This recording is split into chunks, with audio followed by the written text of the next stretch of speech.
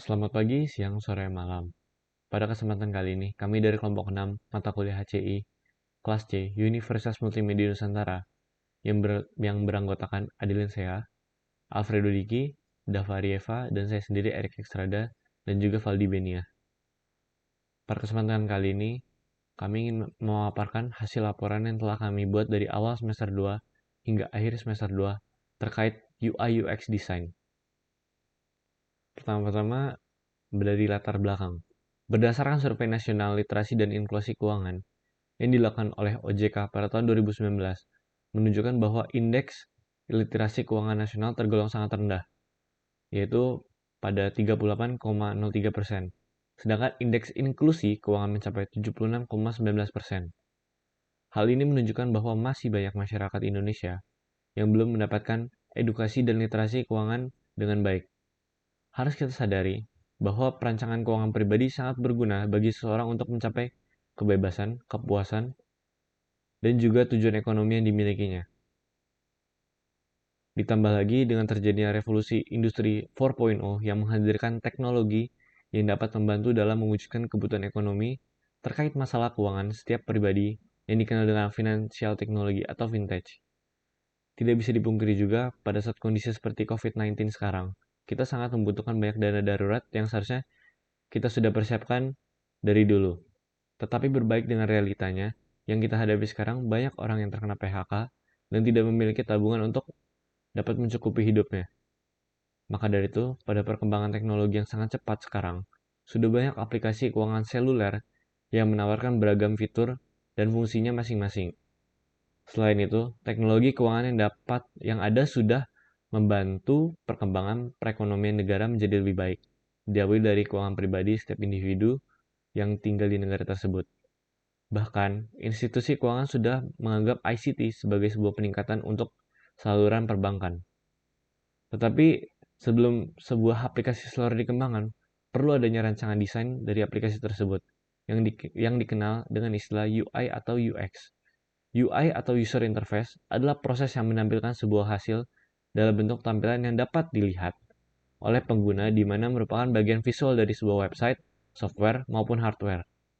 Sedangkan UX atau User Experience adalah proses di mana pengguna dapat berinteraksi dengan interface secara baik dan nyaman. Sebuah program yang baik dimulai dari aplikasi yang baik juga. Desain merupakan proses dari perancangan sebelum membuat sesuatu. Desain merupakan fondasi atau awalan dari suatu rancangan, baik dilihat dari sisi sains, pekerjaan, seni, maupun bangunan. Desain membantu agar suatu karya menjadi lebih tertata dan rapi. Oleh karena itu, sebelum aplikasi dikembangkan, tentunya perlu desain yang baik agar aplikasi tersebut bisa bekerja sesuai dengan desain yang dirancang. Dari perancangan desain aplikasi kami, ini tentu juga memiliki beberapa manfaat besar dengan tujuannya. Yaitu tujuan yang pertama adalah untuk merancang desain aplikasi agar aplikasi mobile dapat dibentuk sesuai dengan rancangannya. Sehingga dari hal tersebut membuatnya lebih tertata dan bekerja dengan baik dan tentunya maksimal. Lalu tujuan kedua adalah dibentuk agar dapat mengetahui kemampuan dan keterbatasan yang ada pada aplikasi tersebut sebelum aplikasi tersebut akan dikembangkan selanjutnya. Lalu dari manfaatnya sendiri adalah untuk dapat membuat pengembang dapat memonitor perkembangan dari aplikasi dengan mudah dan efisien, serta juga dapat meminimalisirkan adanya gangguan berupa error yang biasanya terjadi dalam sebuah aplikasi. Lalu manfaat yang kedua ialah pengembang dapat menggunakan desain aplikasi untuk menganalisa keseluruhan konsep maupun rancangan aplikasi yang ingin dikembangkan secara terperinci. Lalu ada set video editor atau screen record software atau perangkat lunak perekam layar memperbolehkan seseorang untuk merekam seluruh kegiatan yang ada di layar monitornya. Satu software yang dapat digunakan untuk merekam layar hingga live streaming seperti contohnya sering digunakan oleh banyak orang atau yang sangat cukup terkenal seperti OBS Studio. Dan tentunya masih banyak lagi software-software yang ada. Dengan adanya software-software ini dapat membantu dalam kegiatan proses pengambilan video bagi semua orang yang memiliki tugas atau kegiatan yang berkaitan tentang pengambilan video. Lalu biasanya setelah melakukan rekaman atau pengambilan video, selanjutnya akan dilakukan proses editing dengan menggunakan software video editor seperti yang cukup terkenal Adobe Premiere yang cukup terkenal, dan masih banyak software-software lainnya yang dapat diakses secara gratis maupun bayar, yang tentunya tiap masing-masing software tersebut memiliki kelebihan maupun kekurangan dalam fitur-fitur editing yang terdapat dalam software tersebut. Mockup. Jadi mockup itu adalah media visual yang digunakan untuk melihat preview sebuah konsep desain yang kemudian diberikan efek visual sehingga hasil gambar terlihat menyerupai wujud yang sebenarnya. Bentuk mockup adalah gambaran matte fidelity ataupun high fidelity yang menggambarkan pilihan warna, desain, layout, tipografi, ikonografi, visual, navigasi, dan keseluruhan tampilan produk yang didesain. Lalu, kegunaan dari mockup ini sendiri adalah untuk mencari sebuah konsep, evaluasi, dan juga mencoba kegunaan dari produk, dan juga untuk menjadi preview produk sebelum benar-benar akan dikembangkan. Mengurangi pengeluaran, menjaga tampilan desain agar tetap sesuai dengan konsep, serta mendapat gambar nyata dari produk. Lalu, perkembangan mockup berdasarkan pada perkembangan teknologi digital mockup dan di dalam alat simulasi, penilaian hidup yang sesungguhnya dalam pekerjaan modern sekarang mungkin bisa lebih baik pada dunia fisik dan digital. Dapat diketahui bahwa sudah banyak alat digital mockup yang ada di pasaran, sehingga dapat memudahkan pengembang aplikasi untuk membuat digital mockup agar dapat menyajikan hasil atau preview konsep dari rancangan desain yang telah dibuat secara nyata. Beberapa hal yang perlu diperhatikan pada alat digital mockup yaitu memberikan paket gratis yang tidak dibatasi oleh waktu atau sebagian besar memberikan waktu uji coba, proses prototyping yang cepat, dan juga fokus yang kuat pada pekerjaan kolaborasi. Mockup sangatlah penting bagi pengembang agar dapat memperkirakan waktu pengembangan sebuah aplikasi, memudahkan penerjemahan kode, mendatangkan investor, dan juga kenyamanan bagi pengguna. Anatomi dari mockup adalah layout konten, kontras, warna, tipografi, spacing, dan juga navigasi. Figma merupakan salah satu alat desain antarmuka pertama kali yang berdasar pada web yang mengizinkan pengguna untuk berkolaborasi dengan pengguna lainnya di waktu yang bersamaan. Nah, fungsi utama dari Figma sendiri adalah membuat prototipe desain dari aneka proyek dan produk digital. Salah satu hal yang membedakan Figma dari aplikasi desain UI atau UX lainnya ialah editor vektor dan grafis yang bisa digunakan baik secara online maupun offline. Keuntungan dari menggunakan aplikasi Figma itu sendiri yakni dapat berkomentar langsung pada kanvas, menghasilkan kode CSS dan SVG, serta iOS dan Android, mengekspor sebagai JPG, PDF, PNG, atau SVG, mengimpor beberapa gambar bersamaan, mengimpor file sketsa, menautkan objek ke artboard, dan juga pintasan mirip dengan platform yang lainnya, dan juga riwayat versi tersedia. Nah, secara keseluruhan, Figma merupakan alat desain yang memiliki cukup banyak fitur dan ekstra yang mudah digunakan baik untuk desainer secara individu maupun tim. Lalu selanjutnya ada personal financial planning. Jadi desain aplikasi kami mengambil tema tentang personal financial planning yang menargetkan pemasukan dan pengeluaran, income and outcome yang masuk ke bagian proses perencanaan yang pertama yaitu cash flow, yang merupakan pergerakan uang yang masuk ataupun keluar. Sederhananya, cash flow adalah uang yang didapat atau dikeluarkan di dalam kurun waktu tertentu. Kedua, tabungan. Tabungan memiliki banyak jenis dari tabungan harian, yaitu konvensional, hingga tabungan berjangka yang merupakan simpanan, di mana nasabah perlu menentukan jangka waktu yang diinginkan untuk menabung di bank.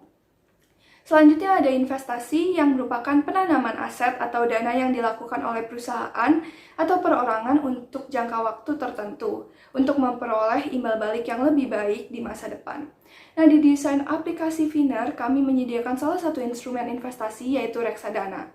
Berikutnya pada proteksi, yakni dengan menyediakan asuransi kesehatan yang merupakan salah satu jenis pertanggungan asuransi yang membayar biaya medis, bedah, ataupun terkait biaya perawatan kesehatan seperti yang disebutkan dalam polis asuransi. Lalu yang terakhir ada aset yang merupakan harta sebagai sumber ekonomi dari seorang individu ataupun suatu perusahaan. Menurut standar akuntansi keuangan, aset itu memiliki pengertian sebagai sumber daya yang dikuasai oleh perusahaan sebagai akibat dari peristiwa masa lalu, dari mana manfaat ekonomi di masa mendatang yang diharapkan akan diperoleh perusahaan. Lalu berikutnya ada metode pengumpulan data. Jadi teknik sampling yang digunakan oleh kelompok kami adalah simple random sampling. Berdasarkan metode penyebaran menggunakan kuesioner dengan total jumlah 52 koresponden menggunakan media Google Form yang disebarkan secara online melalui media sosial yang dimiliki oleh setiap anggota kelompok kami. Contohnya Line. Nah, pendekatan penelitian yang kami gunakan yakni pendekatan kuantitatif. Lalu berikutnya akan dijelaskan oleh anggota kelompok kami. Berdasarkan diagram lingkaran di atas, persentase tampilan 2 sebesar 51,9% lebih tinggi dibandingkan tampilan 1, yaitu sebesar 48,1%. Kesimpulan yang dapat diambil adalah responden kami memilih tampilan yang kedua untuk digunakan pada menu utama pada desain aplikasi Finder. Tampilan kedua unggul dengan menggunakan sistem scrolling untuk melihat menu utama secara keseluruhan. Berdasarkan diagram lingkaran di atas, presentasi penting sebesar 92,3% lebih tinggi dibandingkan tidak penting sebesar 7,7%. Kesimpulan yang dapat diambil adalah responden kami merasa fitur helpdesk berperan penting di dalam sebuah aplikasi. Helpdesk merupakan salah satu fitur yang biasanya ada pada aplikasi yang menjadi panduan bagi pengguna untuk bertanya serta mengatasi kendala yang sedang dihadapi. Oleh karena itu, kami merasa responden kami menganggap bahwa fitur helpdesk itu penting. Berdasarkan diagram batang di atas, presentasi tertinggi ada pada koresponden yang menyatakan tidak ada sebesar 53,8%. Kesimpulan yang dapat diambil adalah responden kami merasa tidak ada ikon yang kurang sesuai dengan menu yang dimaksud pada aplikasi Finder. Dikarenakan presentasi pilihan responden pada ikon menu cash flow sebesar 30,8%, aset 23,1%, dan saving 19,2%. Kami memutuskan untuk turut mengubah ketiga ikon tersebut. Slide ke-10 yaitu cash flow. Berdasarkan diagram lingkaran di atas, persentase tampilan 2 sebesar 59,6% lebih tinggi dibandingkan tampilan 1 sebesar 40,4%. Kesimpulan yang dapat diambil adalah responden kami memilih tampilan yang kedua untuk menu cash flow pada aplikasi Finder. Tampilan 2 unggul dalam pembagian warna pada fitur history di menu cash flow. Berdasarkan diagram lingkaran di atas, presentasi perlu sebesar 94,2% lebih bertinggi dibandingkan tidak perlu 5,8%. Kesimpulan yang dapat diambil adalah responden kami merasa grafik yang ada di sidebar pada aplikasi Finder diperlukan oleh pengguna untuk dapat melihat pergerakan pemasukan dan pengeluaran secara tahunan. Kami merasa bahwa responden kami menganggap grafik diperlukan guna membantu pengguna dalam melihat pergerakan pemasukan dan pengeluaran secara tahunan.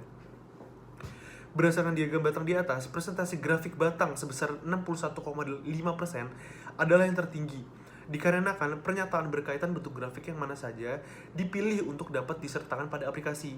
Kami mengambil kesimpulan bahwa responden kami memilih untuk menyertakan ketiga bentuk grafik pada desain aplikasi Finder. Dilihat dari persentase yang ada pada ketiga tampilan grafik cukup tinggi, sehingga kami menganggap bahwa ketiga tampilan grafik perlu diikut sertakan dalam desain aplikasi Finder. Slide ke-11 adalah saving. Berdasarkan diagram lingkaran di atas, presentasi secara vertikal sebesar 59,6% lebih tinggi dibandingkan di bagian tengah sebesar 40,4%. Kesimpulan yang dapat kita ambil adalah responden kami memilih tata letak history pada menu saving untuk disamakan secara vertikal dan protection. Tata letak secara vertikal unggul dengan terlihat lebih tertata karena sejajar dengan kata protection. Berdasarkan diagram lingkaran di atas, presentasi tertinggi ada pada 1 sebesar 46,2% dan presentasi terendah pada 3 sebesar 44,2%. Kesimpulan yang dapat diambil adalah responden kami memilih icon yang pertama untuk digunakan pada menu saving. Icon pertama menggunakan icon dengan bentuk piggy bank dengan koin utuh yang dianggap cocok untuk digunakan pada menu saving. Berdasarkan diagram lingkaran di atas, presentasi tertinggi ada pada bawah sebesar 57,7% dan presentasi terendah pada tengah sebesar 19,2%. Kesimpulan yang dapat diambil adalah responden kami memilih tata letak di bawah untuk salah satu sub menu di bagian history yang ada di menu saving. Sebagian besar responden kami memilih tata letak bagian bawah yang cocok untuk digunakan pada sub menu di bagian history. Pada bagian investment ada pertanyaan tentang pada tampilan investment sistem scrolling manakah yang Anda pilih berdasarkan diagram lingkaran di PPT. Presentase tampilan 2 sebesar 71,2% lebih tinggi dibandingkan tampilan 1 sebesar 28,8%. Kesimpulan yang dapat diambil adalah responden kami memilih tampilan yang kedua untuk sistem scrolling pada tampilan investment. Tampilan 2 lebih unggul dengan sistem scrolling ke bawah. Pada pertanyaan kedua, dari ketiga tampilan menu di bawah ini, instrumen investasi apa saja yang sudah diketahui oleh Anda? Berdasarkan diagram batang di atas, presentasi tertinggi ada pada reksadana saham sebesar 67,33%. Dikarenakan pertanyaan berkaitan dengan instrumen investasi apa saja yang sudah diketahui oleh responden. Dapat disimpulkan bahwa responden kami sudah mengetahui ketiga instrumen investasi yang ada di tampilan menu investment. Ketiga instrumen reksadana yang dicantumkan sudah terdapat pada desain aplikasi Finner. Pada pertanyaan ketiga, apakah Anda memilih untuk ikon pada menu investment agar diberikan teks pada setiap ikon atau tidak? Berdasarkan diagram lingkaran di atas, presentase ada sebesar 96,2% lebih tinggi dibandingkan tidak ada sebesar 3,8%. Kesimpulan yang dapat diambil adalah responden kami memilih untuk ikon pada menu investment agar diberikan teks pada setiap ikon. Mayoritas responden kami memilih agar dicantumkan teks pada setiap ikon agar fitur dapat dipahami dengan jelas. Pada pertanyaan selanjutnya, tampilan font apa pada menu protection manakah yang Anda pilih? Berdasarkan diagram lingkaran di atas, persentase tertinggi ada pada Roboto sebesar 44,2%. Kesimpulan yang dapat diambil adalah responden kami memilih tampilan font Roboto untuk digunakan pada menu protection. Walaupun ketiga font yang dicantumkan terlihat tidak jauh berbeda, tetapi responden kami memilih font Roboto untuk digunakan pada desain aplikasi Finner.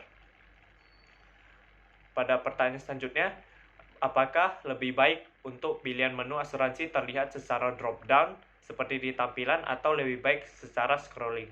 Berdasarkan diagram lingkaran di atas, presentase scrolling saja sebesar 51,9% lebih tinggi dibandingkan drop-down saja, sebesar 48,1%. Kesimpulan yang dapat diambil adalah responden kami memilih untuk pilihan menu asuransi terlihat secara scrolling saja. Scrolling saja unggul dengan menggunakan tampilan yang lebih sederhana. Pertanyaan selanjutnya adalah, selain menu jenis asuransi yang ada pada tampilan, adakah menu asuransi lainnya yang ingin ditambahkan oleh responden? Berdasarkan diagram batang di atas, kesimpulan yang dapat diambil adalah responden kami sebagian besar menjawab tidak ada menu asuransi lainnya yang ingin ditambahkan selain dari menu jenis asuransi yang sudah ada pada desain aplikasi Finner. Dengan begitu, kami anggap menu asuransi pada desain aplikasi kami sudah cukup. Pada slide selanjutnya adalah pertanyaan dari aset. Pertanyaan pertama adalah, apakah Anda memilih tampilan ikon pada menu aset diberikan warna atau dibiarkan hitam agar konsisten seperti ikon lainnya? Berdasarkan diagram lingkaran di atas, presentase diberikan warna agar lebih bervariasi sama dengan dibiarkan saja, seperti tampilan awal, sebesar 50%. Kesimpulan yang dapat diambil adalah responden kami memilih untuk tampilan ikon pada menu aset dapat baik diberikan warna maupun dibiarkan hitam agar konsisten seperti ikon lainnya. Dikarenakan persentase hasil jawaban responden sama, sehingga kami memutuskan untuk memberikan warna agar lebih bervariasi. Pertanyaan selanjutnya adalah, sesuai tampilan di atas, terdapat fitur memo pada aplikasi Finner yang berguna untuk pencatatan aset yang dimiliki oleh pengguna. Apakah fitur pada memo lebih baik ditambahkan atau cukup seperti yang ada tampilan saja? Berdasarkan diagram lingkaran di atas, persentase alangkah baiknya agar ditambahkan lagi seperti jenis dari aset yang dimiliki secara terperinci, sebesar 73,1%. Lebih tinggi dibandingkan tidak perlu, sudah cukup seperti yang ada pada tampilan sebesar 26,9%. Kesimpulan yang dapat diambil adalah responden kami memilih agar fitur pada memo lebih baik ditambahkan pada desain aplikasi Finner. Responden kami merasa agar fitur pada memo ditambahkan agar lebih terperinci. Pertanyaan selanjutnya adalah, apakah diperlukan adanya pembagian warna pada setiap menu, baik menu aset, investment, dan juga menu inti lainnya, dibandingkan hanya dengan menggunakan ikon yang diberikan satu warna saja agar kontras dengan keseluruhan desain aplikasi Finner. Berdasarkan diagram lingkaran di atas, presentase pembagian warna diperlukan agar desain aplikasi tidak terlihat monoton sebesar 65,4% lebih tinggi dibandingkan tidak perlu, karena secara keseluruhan desain aplikasi terlihat lebih simpel dengan warna yang telah digunakan sebesar 34,6%. Kesimpulan yang dapat diambil oleh responden kami merasa pembagian warna diperlukan agar desain aplikasi Finner tidak terlihat monoton. Sebagian besar responden kami memilih untuk menambahkan pembagian warna bervariasi. Selanjutnya adalah tentang Finner. Pertanyaan pertama adalah bagaimana pendapat Anda mengenai pilihan warna pada UI aplikasi Finner kami? Berdasarkan diagram batang di atas, persentase tertinggi terdapat pada pemilihan warna sudah baik yang sebesar 78,8%, dan kesimpulannya dapat diambil adalah responden kami merasa bahwa pemilihan warna pada UI aplikasi Finner sudah baik. Oleh karena itu, kami tidak mengubah apapun di dalam pewarnaan pada desain aplikasi Finner. Pertanyaan selanjutnya adalah dari skala 1 sampai 5 nilai berapakah yang akan Anda berikan pada desain aplikasi Finner kami? Berdasarkan diagram batang di atas, presentase tertinggi ada pada 4 sebesar 63,5%. Kesimpulan yang dapat diambil adalah responden kami memberikan nilai 4 dari skala 1 sampai 5 pada desain aplikasi Finner. 4 sampai 5 merupakan nilai yang cukup memuaskan, tetapi 5 adalah yang paling sempurna, sehingga kami akan berusaha mengembangkan desain aplikasi Finner dengan lebih baik lagi. Sampai situ presentasi dari kelompok kami. Terima kasih.